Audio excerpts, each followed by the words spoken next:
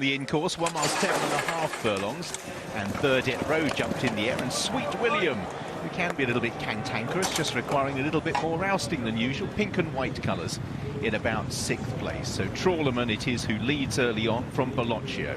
Ryan Moore casting a glance on Kyprios, just angling over, having been drawn out a little wider. The Euphrates also just moving forward, and it's the Euphrates and Kyprios who are going to move forward and dictate the pace here. Trawlerman races in 3rd in the blue jacket. The first of the greys is Bellocchio in a well-grouped field. The pace is steady.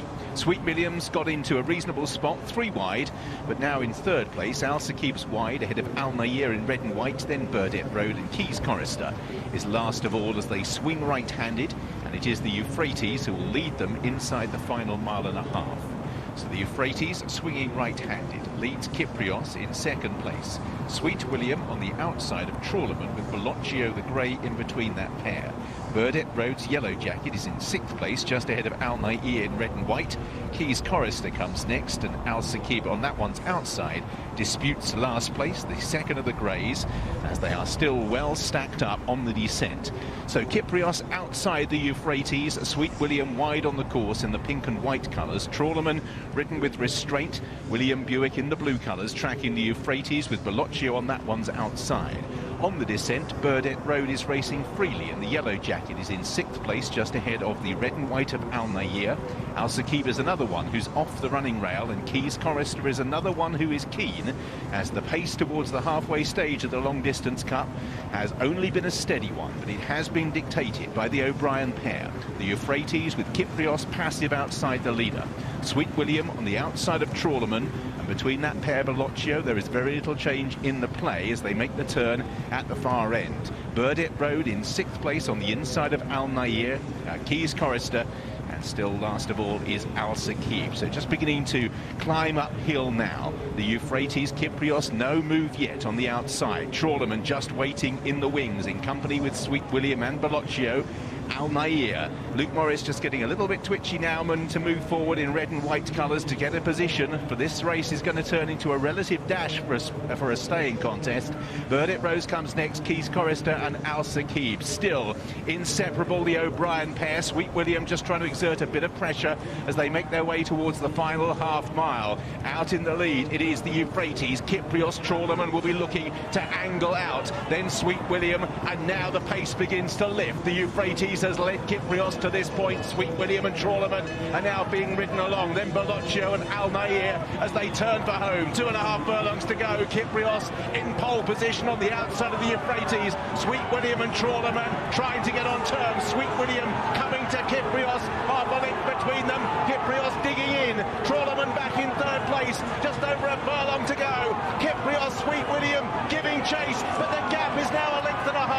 Trawlerman is back in 3rd place. Then Keys Chorister. Kyprios controls this race as he's controlled this division all season, and will go through it unbeaten and win the Long Distance Cup. What a stayer he is. Turns away Sweet William, and this year Trawlerman as well. Keys Chorister, Al Nair, Burdett Road, the Euphrates did his job for his stable companion. Al Sakib was next, and then behind these Bellocchio. Well, Aidan O'Brien is champion trainer this year, and if you allow an O'Brien pair to control the tempo of a major race, particularly when one of those riders is Ryan Moore, it's going to be tough. And Kyprios is tough. Just 2 weeks on from the Cadran, he controlled that race, kicked away. He never does more than is necessary. Sweet William stuck to his task well. Trawlerman was 3rd. Keys Chorister ran well from the back in 4th. Al Nair and Burdett Road just couldn't get competitive. We're here today to salute champions. This division has had one this season in Kyprios, and he lands the race that he lost 12 months ago. And he is just a magnificent racehorse, a racehorse that recovered from a life-threatening infection to win Gold Cups, Goodwood Cups, Irish St Ledgers and Cadrans. He now has that elusive Long Distance Cup. Ears still pricked, Jason. It was pretty straightforward, wasn't it? Yeah, he's just too good. When you find yourself in the division and you are much the best, it's hard to be impressive. He's never going to go and sprint away from the other horses. I think Ryan was asked after his Prix de Cadran win, and he just said he's the best in the division.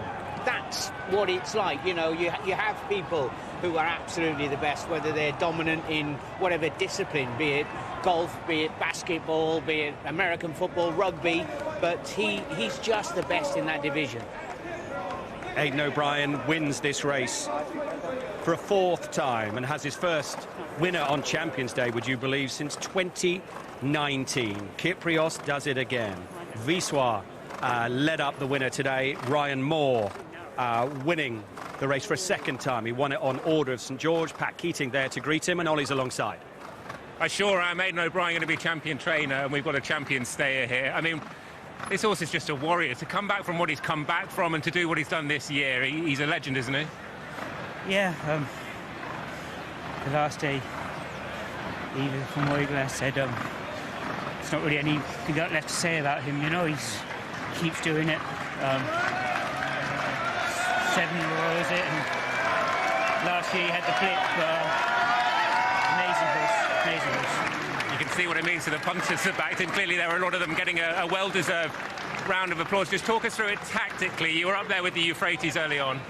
Yeah, no, it worked out very smoothly, and he was always happy. Brother Horse was in there. You know, he'd made the running of the Sow, which thought there might be some more pace in the race on paper with Forderman and Bird at Road, Keys Chorister. But yeah, it was always smooth, and like good horses, they make it smooth. You didn't seem to go that hard early. Were you just mindful not to do too much too soon on that ground? How is the ground out there? Look, it's a swamp, isn't it? You know, you're not going to see the best of them today on this ground, but look, it's a great race to win. Great start to the day. Well done, Ryan. Thank you. Well, Michael Table's here. No one will appreciate a good horse quite like Michael Table. Michael, this is we've got a statue in the paddock of a magical stare. This is another one. Absolutely magical. Just Ryan knows him so well now. He knows, just very, very special. And Michael, there was a time when this was a horse known for idling, but he made all in France last time. He's nearly made all here. Is this a different Kyprios? Well, as I said, Ryan knows him so well now. He knows where to place him early in the race, gets in a good position, and he was never, for me, he was never going to get beat today. Did you play, Michael? Did I play? No. Okay. No. Well, you're about to play in the winner's enclosure. Well done. Thank you.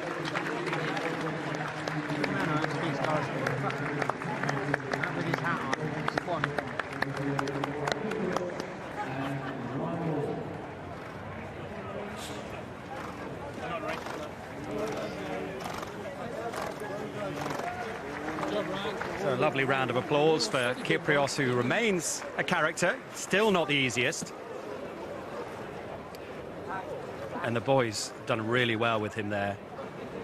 I have to say, Adele, Keys Chorister's run well. What about the second, Sweet William? He's a reformed character, isn't he?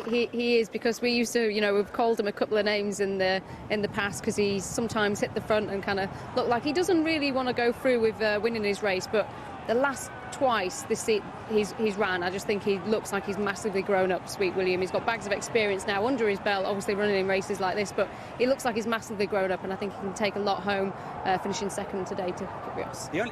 The only shame is a horse that's won more Group 1s than any other horse for Ballydol. This isn't a Group 1. It should be, shouldn't it? I think it should be. When you look at the quality of the horses that have won it in the past, I think it gets all the same horses that the Group 1 racers get. And for a horse of his calibre, Kyprios' calibre, to be winning it, it really does deserve Group 1 status. I like the way they weren't going to risk any tactical issues like last year, which was what led to Kyprios being beaten. They had Euphrates on the front, Kyprios right there. They didn't go that far, so he was in a good position to strike. But you mentioned that. How good was it early on? You know, they're all spread across the track, and you were waiting in the wings, and then they just slotted over, as the late Sir Henry Cecil used to say, 2 by 2, like a little bar of chocolate, and he was in the perfect division. So let's confirm the result. The Kipco British Champions Long Distance Cup. Kyprios won. He was solid at 8 to 11. Sweet William for the forecast, Jason. Nice one. Second at 8 to 1. And in sport, sometimes, Ruby, simplicity can be so brilliant. Simplicity is just, it can be